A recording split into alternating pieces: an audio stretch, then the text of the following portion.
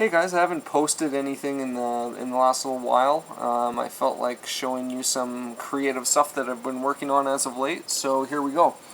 I got a game several months ago called Super Dungeon Explorer, and it comes with these miniatures which I had to assemble and hand paint each of them. I had a lot of fun doing it, and I thought I'd share that with you. This character here is Angry Bear. He's one of the heroes. Here you have a paladin character. Now this game is essentially a dungeon crawl. You have several heroes which you take through a dungeon. You fight monsters as you beat them. You get equipment for your heroes, and then eventually you fight the end boss. Here's the ranger, who my girlfriend named Tinkerbell, and she put some glitter on the little headdress here. But it looks pretty awesome, I can't complain. My girlfriend actually did the faces for all the characters. Can't really tell.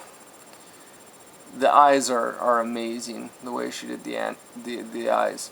But essentially the characters are almost in a chibi anime flavor. This is one of the mages. Here's some of the bad guys here. You got like a little tiny dragon. A little whelp, if you will, flies around, and then you got some kobolds. Here's a little spearman, and then an armored guy decked out in plate mail, which is pretty cool. So it took a long time to assemble all these characters. I think there's 60. Here's my ogre. There's about 65 different figures that I had to assemble and paint them all. Took a long time. Took about 2 weeks before I could even play the game after I bought it. And then the infamous dragon, who's standing on his little pedestal here. Pretty sweet. I had a lot of fun painting these. It took forever, but in the end, totally worthwhile. So anyways, I have these awesome figures that I painted for this game, and then you go ahead and you play on a board like this. Which, I mean, all in all, it's functional. You have your little squares, and your characters move one square at a time. Moving across the board, they each have a movement and certain attacks and stuff. So you have some symbolage icon, you know, some pillars and walls and whatnot, and all the different pieces. You have some different stuff. This one's more of a dungeon tile, and then this one's kind of in more of a cave type look with some glowing crystals and stuff. Anyways, I had these beautiful little figures that I designed, and these kind of plain, boring mats. So what I did was I went ahead and I assembled a 3D map. And this is what I wanted to show you guys here today, but I figured I'd show you why I made it first of all. So we still have the grassy hex pattern, so the characters can all fit on there and move across as they run through this terrain here. So I have some water down here, waterfall, and it's all running down from this upper mountain area. Patches of grass and trees all about. And I made 4 of these total, each one taking approximately 6 hours for me to build and assemble. And this is kind of my playing board.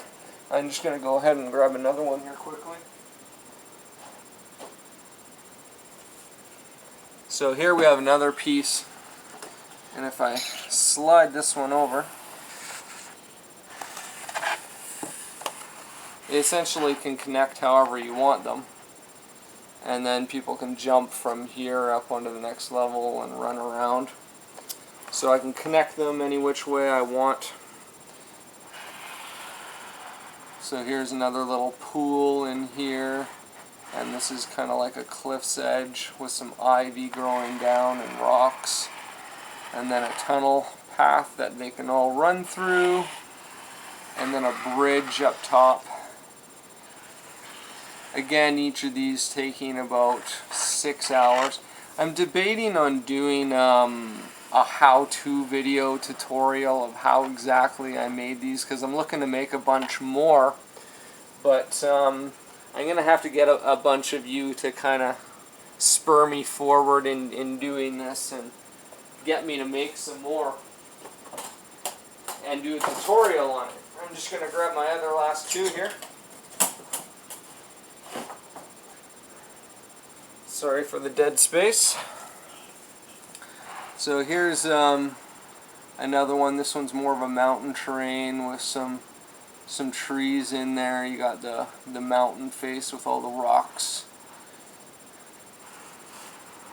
and the different trees in there. Pretty sweet. And then up here, this is actually like the peak, my little dragon's peak, for the dragon to sit up here and kind of watch over the heroes as they do their travels trying to get to them. And I've actually painted a couple little eggs to put up there for dragon eggs, and I can do more of a campaign style RPG.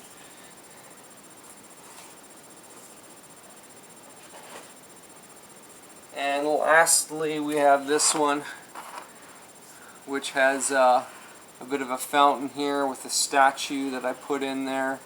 Again, the ivy growing and algae inside the fountain. But these are the 4 that I've made so far. I'm looking to do a bunch more, but I think I'm going to make them smaller, and that way it'll be more versatile with how I can put them together and arrange them.